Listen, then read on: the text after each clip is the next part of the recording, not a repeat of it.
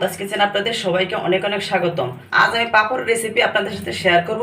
আপনারা অনেক রকমের পাঁপড় খেয়ে থাকেন, চালের পাঁপড়, সাবুর পাঁপড়, আলুর পাঁপড়, ভাতের মারের পাঁপড়। আজ আমি এমন একটি পাঁপড় বানাবো, দেখলে আপনার অবাক হয়ে যাবেন। কাঁচা আম দিয়ে পাঁপড়, এই পাঁপড়টা বানানো একদম সহজ, হয়ে যায় তাড়াতাড়ি। আশা করছি আজকের রেসিপিটা আপনাদের কাছে ভালো লাগবে।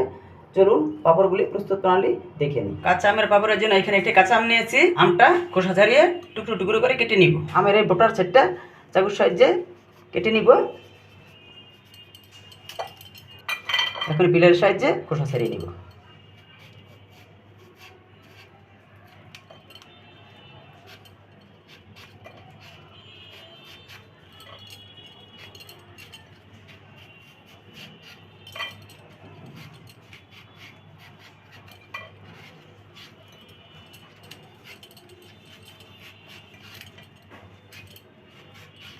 কাঁচা আমটা খোসা ছাড়িয়ে নিয়েছি। এখন এই চাকুর সাহায্যে টুকরো টুকরো করে কেটে নিব। আমটা টুকরো টুকরো করে কেটে নিয়েছি। এই জাটিটা বাদ দিয়ে দিব। এখন আমটা সিদ্ধ করে নিব। চুলে একটি প্যান বসিয়ে দিয়েছি, দিয়ে দিব এই বাটি দিয়ে মেপে 1 বাটি জল। এখন আমগুলি দিয়ে দিব। এখন আমগুলি ঢেকে নিব। 10 মিনিট আমগুলি সিদ্ধ করে নিব। আমগুলি সিদ্ধ হতে হতে বাকি কাজল করে নিব। এখানে এই বাটিতে মেপে 1 বাটি সাবু নিয়ে ভালো ধুয়ে ভিজিয়ে রেখেছিলাম। 15 মিনিট ভিজিয়ে রেখেছি। এই যে সাবুগুলি ভিজে গেছে। এই বাটিতে 1 বাটি জল দিয়ে সাবুগুলি পেস্ট করে নিব। 10 মিনিট সিদ্ধ করে নেওয়ার পর আমগুলি সিদ্ধ হয়ে গেছে। এখানে খুন্তির সাহায্যে আমগুলি মেশ করে দিব।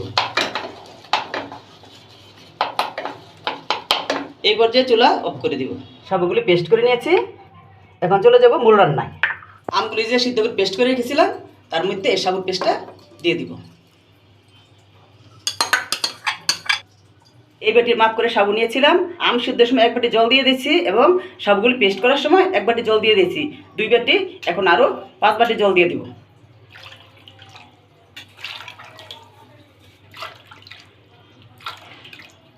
আমের পেস্টও সাবুর পেস্টটা মিশিয়ে নিয়েছি। এখন চুলাটা অন করে দিয়ে 5 থেকে 6 মিনিট মিশ্রণটা ফুটিয়ে নিব। তারপর আরও 3 বাটি জল দিয়ে দিব। এই মিশ্রণটা এখন অনবরত নেড়ে যেতে হবে, নয়তো নিচে লেগে যেতে পারে এবং দলা পেকে যেতে পারে। এভাবে অনবরত নাড়তে থাকবো। মিশ্রণটা ঘন হয়ে আসছে। এখন আবার দিয়ে দিব 3 বাটি জল। এই বাটির মধ্যে ছোটো বাটি মাপ করে 3 বাটি জল আগে থেকে নিয়ে নিয়েছি, দিয়ে দিব এবং অনবরত নাড়তে থাকবো। মোট এখানে 10 বাটি জল দেওয়া হয়েছে। এখন আবারও অনবরত নেড়ে ফুটাতে থাকবো।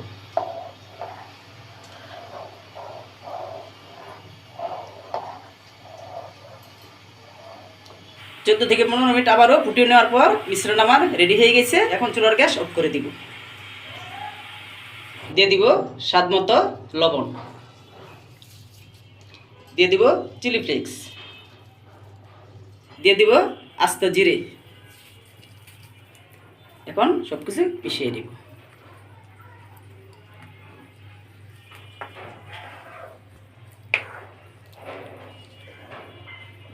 সব কিছু ভালোভাবে মিশিয়ে নিয়েছি। এখন মিশ্রণটা ঠান্ডা করে প্লাস্টিকের পলির উপরে তেল মেখে পাঁপড়গুলি দিয়ে দিব। বন্ধুরা, পাঁপড়গুলো দেওয়ার জন্য এখানে প্লাস্টিকের কাগজ নিয়েছি। কাগজের উপর তেল মেখে দিয়েছি, তার উপরে পাঁপড়গুলো দিয়ে দিব। পাঁপড় মিশ্রণটা ঠান্ডা হয়ে গিয়েছে। আপনারা এই মিশ্রণের সাথে কালারের জন্য ফুড কালার দিতে পারেন। আমি কোনো ফুড কালার দিইনি, কেননা আমের ভিতরের রঙ কখনো সবুজ হয় না, তাই আমি এরকমই রেখেছি। পাতাগুলো দিয়ে দিব, দিয়ে হাতের পিছন সেট দিয়ে ছড়িয়ে দিব। আমি এরকমভাবে শেপ দিচ্ছি। আমরা তার থেকে আরও ছোটো করতে পারেন বা বড়ো করতে পারেন। আর একটু দিয়ে দেখাচ্ছি। এই হাতার পিছন সেট দিয়ে এগুলো ছড়িয়ে দিব।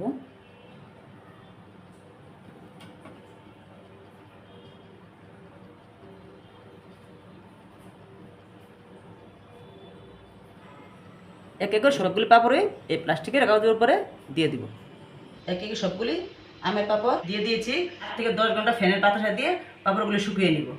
আপনি যদি রোদে শুকান, তবে 5 থেকে 6 ঘন্টা রোদে দিলেই শুকিয়ে যাবে। পাঁপড়গুলো শুকিয়ে ফিরে আসছি পরের দিন। বন্ধুরা, পাঁপড়গুলো শুকিয়ে নিয়ে একদিন পর ফিরে আসলাম। দেখুন বন্ধুরা, একটা আম দিয়ে 1 গামলা পাঁপড় হয়েছে। পাঁপড়গুলি কত সুন্দর হয়েছে দেখুন, একদম পাতলা পাতলা, একদম কাগজের মতো পাতলা।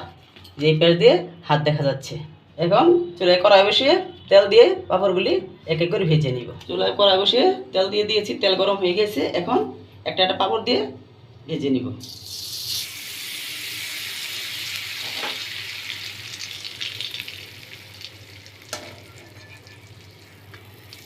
উঠে দিচ্ছি, এখন উঠিয়ে নিব।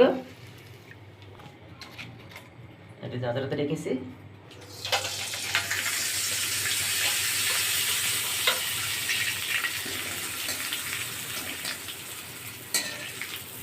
উঠে দিব।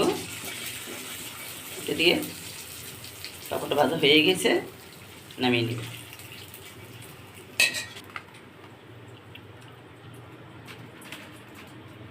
একে সবগুলি পাঁপড় ভেজে নিয়েছি। এবার পাঁপড়গুলো কন্টেনারে ভরে সংরক্ষণ করে রেখে দিব। বন্ধুরা, বানিয়ে নিলাম ঝাল ঝাল টক টক নোনতা মুচমুচে কাঁচা আমের পাঁপড়। এই পাঁপড়ে মুখের স্বাদ ফিরে আসবে এবং এর স্বাদ মুখে লেগে থাকবে। বানিয়ে সংরক্ষণ করে বছর ধরে রেখে দিতে পারে এবং খেতে পারবেন। বন্ধুরা, একটা পাঁপড় আপনাদের দেখাচ্ছি কত মুচমুচে হয়েছে। দেখুন কত মুচমুচে হয়েছে।